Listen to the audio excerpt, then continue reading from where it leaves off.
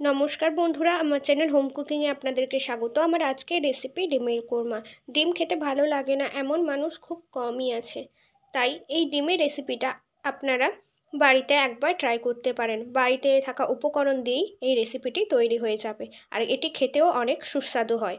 চলুন রেসিপিটি শুরু করা যাক। এখানে আমি 4টা ডিম সেদ্ধ করে নিচ্ছি। আপনারা চাইলে ডিমের পরিমাণ বাড়িয়ে বা কমিয়ে নিতে পারেন।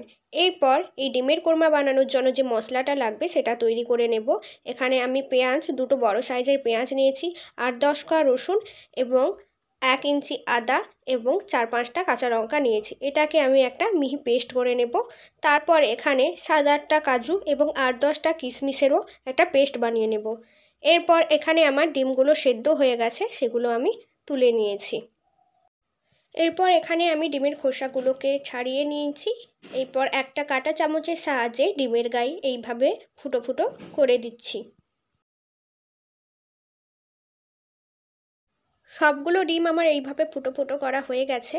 এরপর কড়াইতে তেল দিয়ে দিয়েছি। তেলটা গরম হয়ে এলে এতে দিয়ে দিব 1 চামচ লবণ আর 1 চামচ হলুদ গুঁড়ো দিয়ে লবণ আর হলুদটাকে ভালো করে মিশিয়ে নিয়ে এতে দিয়ে দিব সেদ্ধ করা ডিমগুলো দিয়ে ডিমগুলোকে হালকা ভেজে নেব।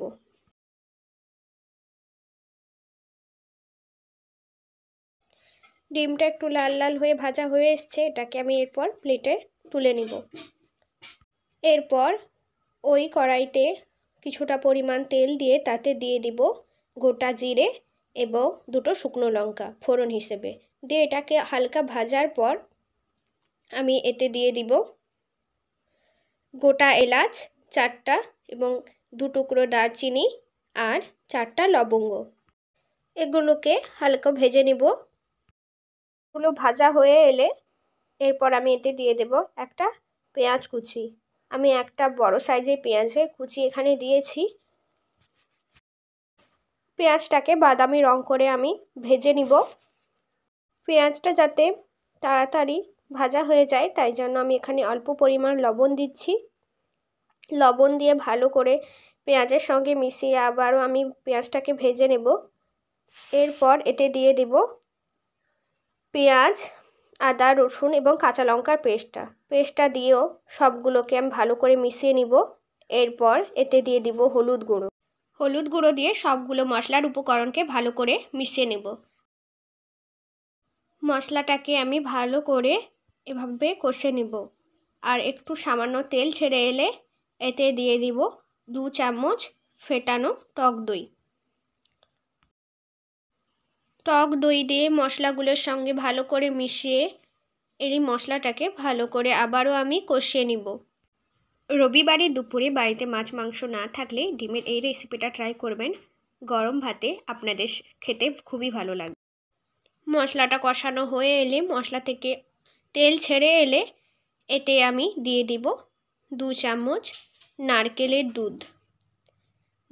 দুধ দিয়ে ভালো করে মশলাটাকে আমি এইভাবে কষিয়ে নিব। নারকেলের দুধ দিয়ে 1 মিনিট কষানোর পর এতে আমি দিয়ে দিব কাজু ও কিশমিশ বাটাটা দিয়ে অল্প আঁচে এই মশলাটাকে আমাকে কষাতে হবে, না হলে মশলাটা লেগে যেতে পারে। এরপর এতে দিয়ে দিব স্বাদ মতো লবণ দিয়ে আবারও মশলাটাকে ভালো করে আমি কষিয়ে নিব। এরপর এই মশলাটাকে আমি কিছুক্ষণ ঢাকনা দিয়ে রেখে দেব। এরপর ঢাকনা খোলার পর দেখুন মশলা থেকে তেল ছেড়ে এসছে, মানে আমার মশলাটা তৈরি হয়ে গেছে। এরপর এতে দিয়ে দিব ভেজে রাখা ডিমগুলো দিয়ে ভালো করে এইভাবে ডিমগুলোর সাথে মশলাটা আমি এইভাবে মিশিয়ে নিব। দিয়ে এগুলোকে কষতে থাকবো।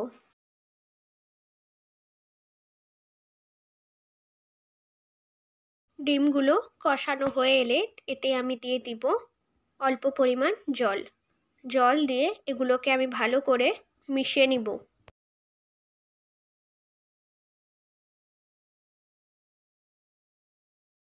এরপর এটাকে আমি 2-3 মিনিটের জন্য এইভাবে ঢাকনা লাগিয়ে দেব।